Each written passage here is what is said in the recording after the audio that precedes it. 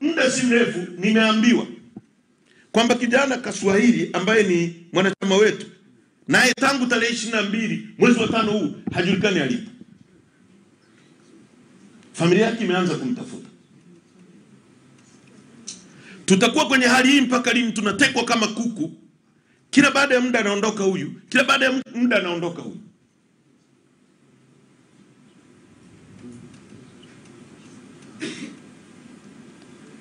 Na niwakumbushe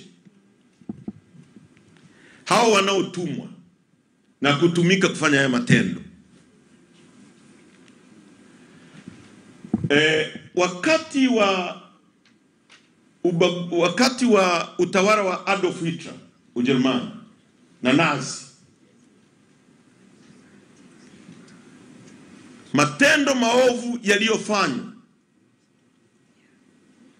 na watu waliokuwa chini ya utawala wa Adolf Hitler, wanatumwa kuua watu, wanatesa watu, wananyanyasa watu. Baada ya Adolf Hitler kushindwa na kuondolewa, walikamata. Kuna kesi maarufu sana inaitwa the Nuremberg trial. Kwa wanasheria mnajua kwamba ni nini ile mnaita?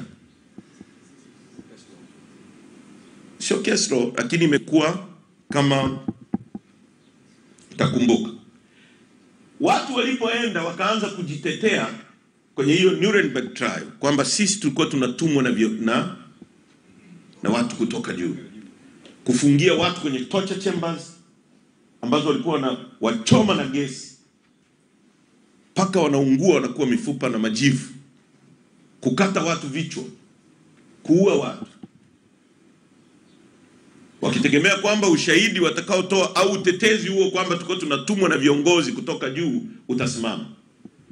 Na kuambia IGP Camillus Wambura na jeshi lako la polisi na Muliro, hamtakuwa na utetezi kwamba mlitumwa na watu kutoka juu kufanya vitendo hivi. Utawajibika wewe kama wewe. Ninakuambia Mafuere, ambaye kila mtu anakulalamikia katika nchi hii, kwamba wewe ndio unaongoza vikosi vya kuumiza Watanzania. Nchini ya kwetu kuna sheria ambazo tumekubaliana kuzifuata.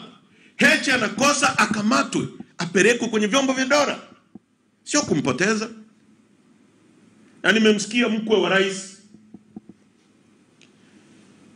Mchengero anasema sisi tutakuwa tayari kulinda nchi hii kwa gharama ya damu. Chengero, nchi sio ya mama yako, ni ya kwetu sote.